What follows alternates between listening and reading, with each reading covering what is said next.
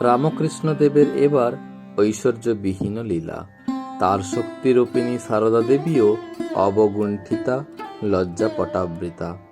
শ্রীরামকৃষ্ণ যেন ছদ্মবেশে এসেছিলেন, সারদা দেবীও এসেছিলেন সঙ্গোপনে, স্বরূপ ঢেকে।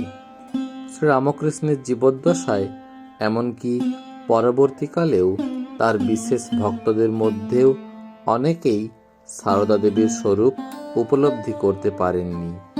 তিনি পাহাড় পর্বতে তপস্যা করতে যাননি, বক্তৃতা দেননি, গ্রন্থাদি রচনা করেননি।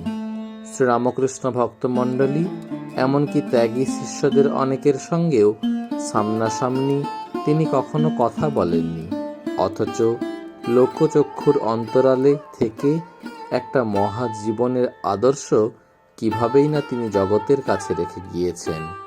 শ্রীরামকৃষ্ণ যেমন ছোটখাটো দু চারটি কথায় কোনো কোনো সময়ে নিজের স্বরূপের ইঙ্গিত করেছিলেন, তেমনি অল্প দু একটি কথা ও কাজের মাধ্যমে তার লীলাসঙ্গিনীর স্বরূপ প্রকাশের দ্বারা সারদা দেবীর জীবনের মহিমার প্রতি জগতের দৃষ্টি আকর্ষণ করেছিলেন। স্থূল দেহে, এমনকি সূক্ষ্ম দেহেও তিনি বিভিন্ন জনের কাছে শ্রীমায়ের স্বরূপ প্রকাশ করেছিলেন। তা না হলে শ্রীমা হয়তো বড় জোর একজন উচ্চকোটির সাধিকা বা সিদ্ধা রূপেই পরিচিতা হতেন। এমনকি শ্রীরামকৃষ্ণ শিষ্য বা ভক্তমণ্ডলীও তাকে হয়তো নেহাত গুরুপত্নী রূপেই শ্রদ্ধা দেখাতেন।